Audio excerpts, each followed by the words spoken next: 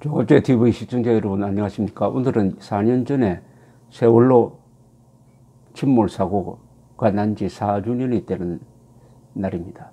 이제는 세월호를 역사 속에서 흘려보내야 될 때라고 생각합니다. 그동안 세월호 사고를 정치적으로 활용해가지고 박근혜 전 대통령을 몰아내는데 많이 이용했습니다. 그리고 그 진상은 더 이상 나올 게 없습니다. 나올 만큼 나왔습니다. 그리고 선체까지 인양을 했습니다. 그렇다면 이제는 세월호 사고를 계기로 한 안전 확보가 어느 정도 진행되는지, 제도적 개선은 과연 제대로 되었는지 하는 이런 실무적인 문제에 중점을 두고 이 사건의 교훈을 살려나갈 때라고 생각을 합니다. 선동의 소재가 되어서는 안 됩니다. 이 경우에는 남의 죽음을 정치적 선동에 이용하는 것이니까 그 질이 나쁩니다. 더구나 선체까지 인용하고 그 다음에 조사위원회까지 하고 이렇게 했으니까 여기서 이제는 과거의 문제로 이제는 돌려야 합니다. 과거. 사람이 항상 과거에 얽매이면은 앞으로 나갈 힘이 생기지 않는 것입니다. 이와 비슷한 유형의 사고가 난 게 하나 있습니다. 에스토니아호 침몰 사고입니다. 이 에스토니아호 침몰 사고는 최근 수십 년간에 있었던 가장 큰 인명 피해를 낸 사건입니다. 요걸 좀 설명을 해 드리면은 세월호 사건과 연관되어서 비교가 될 거라고 생각합니다. 이 발틱 3국 중에 하나인 에스토니아 소속 선사의 에스토니아호는 1994년 9월 28일 발틱해에서 그 사고가 일어났습니다. 이 배는 자체 무게가 2,800톤이고 길이가 156m, 너비 28m인데 페리선이었습니다. 사람도 싣고 차량도 운반하는. 무게는 작지만 크기는 세월호하고 비슷하고 세월호보다 더 많은 사람을 태웠죠. 803명의 승객과 186명의 선원을 합쳐가지고 989명, 약 1000명이 탔습니다. 배는 9월 27일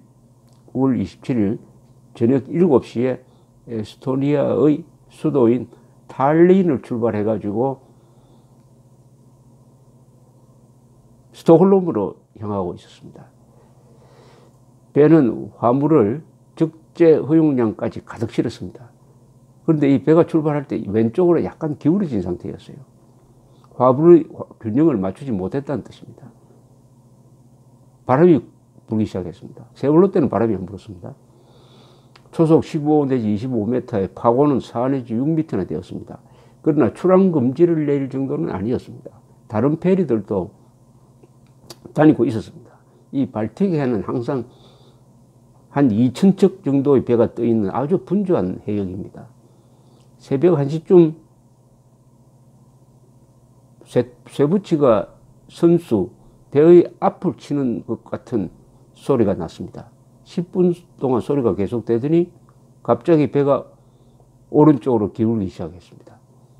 선수 쪽의 문이 열리고 바닷물이 쏟아져 들어오기 시작했습니다. 자동차를 실었는데 자동차를 실은 그 창고 비슷한 곳으로 물이 덮쳤습니다. 1시 15분 배는 오른쪽으로 기울기 시작을 했습니다. 오른쪽으로. 그리고 한 30분이 흐르니까 배가 90도로 기울어 버렸습니다. 에스토니아는 왼쪽으로 돌다가 4개의 엔진이 꺼지면서 멈춰버렸습니다. 1시 20분쯤 선내 방송으로 여자가 비상이라고 소리쳤습니다. 선원들에게도 비상벨이 울리고 구명정을 타라는 경보가 울렸습니다. 배가 너무 기울어가지고 승선자들이 구명정이 있는 갑판으로 올라가기가 힘들게 되었습니다. 이것도 세월호와 비슷하죠. 배가 기울어버리면 이동하는데 굉장히 장애가 생깁니다. 1시 22분 선원이 구조 신호를 발신했습니다. 너무 서둘렀는지 국제구조 신호 절차를 따르지 않았습니다. 에스토니아호는 발티크해를 항해하는 실자 유로파호를 불렀습니다. 1등 항해사가 영어로 에스토니아 긴급 상황인가 라고 되물었습니다. 에스토니아의 교신자가 바뀌더니 핀란드어로 말을 하다가 정전으로 교신이 끊어지고 말았습니다. 에스토니아호는 1시 50분에 다른 선박의 레이더에서 사라져버렸습니다. 수심은 약 80m. 기울기 시작한 지 약 1시간 만에 전복해가지고 침몰한 겁니다. 이 시간도 세월호가 기울기 시작해가지고 침몰한 시간보다는 약간 짧지만은 하여튼 짧은 시간이었습니다. 에스토니아호가 침몰한 지 22분이 지난 새벽 2시 12분에 마리엘라호라는 배가 사고 현장에 도착했습니다.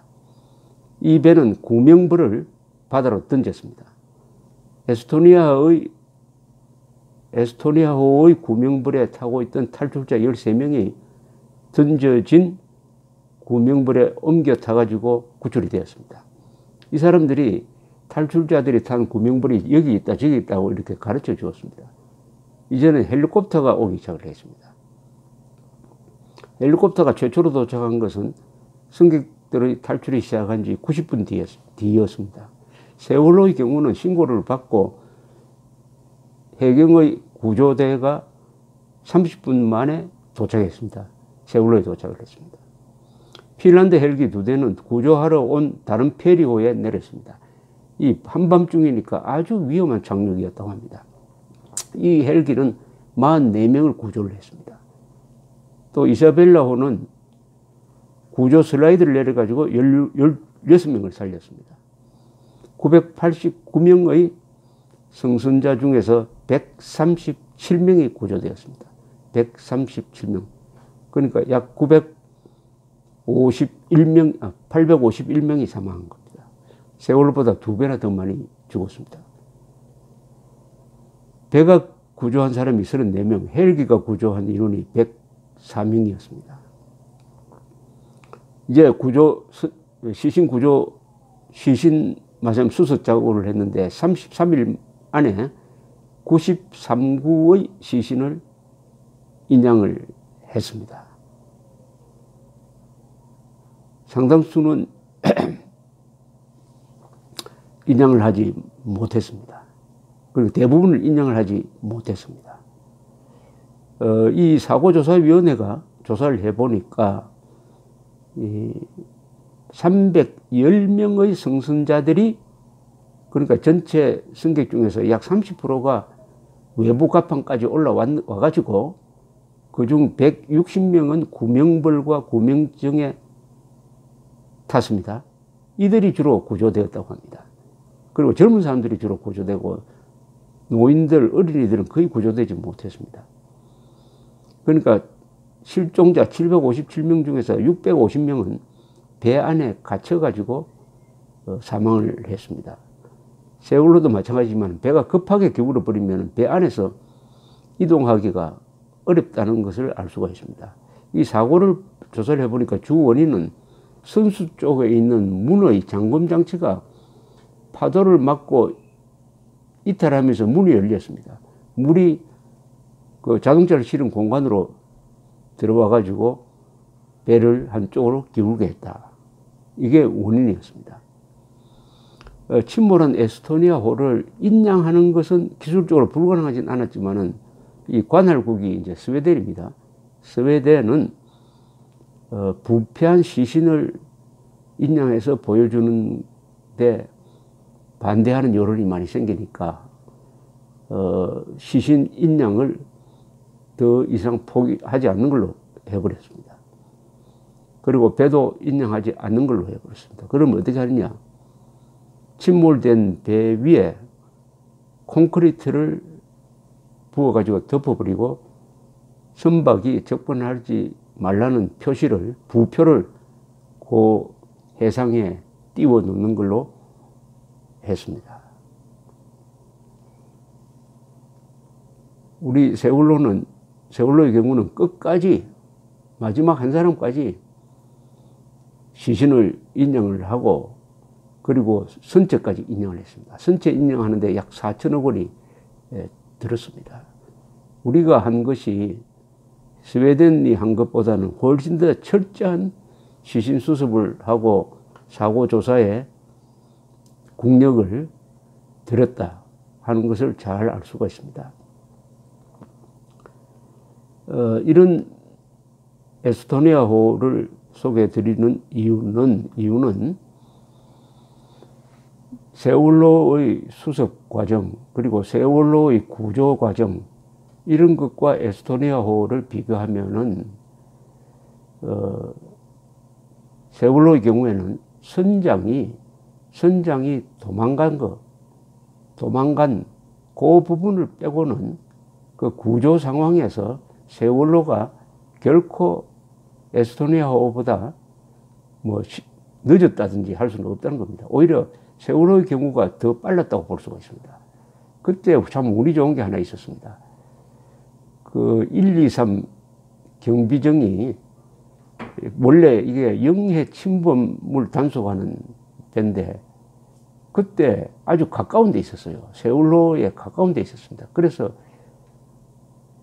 조난 신호를 받자마자 바로 세월호로 맨 처음 도착했습니다. 35분 만에 도착했습니다. 기우기 시작한 지 35분 만에 도착해가지고 그 뒤 약 40분 동안 자력으로 탈출한 사람을 구조하고 또 일부 이 해경대원들은 배에 올라타가지고 유리창을 깨고 그 안에 있던 사람을 건져 올렸습니다. 170여 명을 구했습니다. 그런데 지금 그 김경일이라는 정장은 왜 그때 제대로 대처하지 못했느냐, 더 많이 살릴 수 있었지 않느냐 해가지고 업무상 과실치사상 혐의로 징역 3년형을 선고받고 지금 복역 중에 있습니다. 저는 김경일 정장은 훈장을 받아야 될 사람이라고 생각합니다. 인간으로서는 최선을 다한 겁니다. 최선을 다한 겁니다.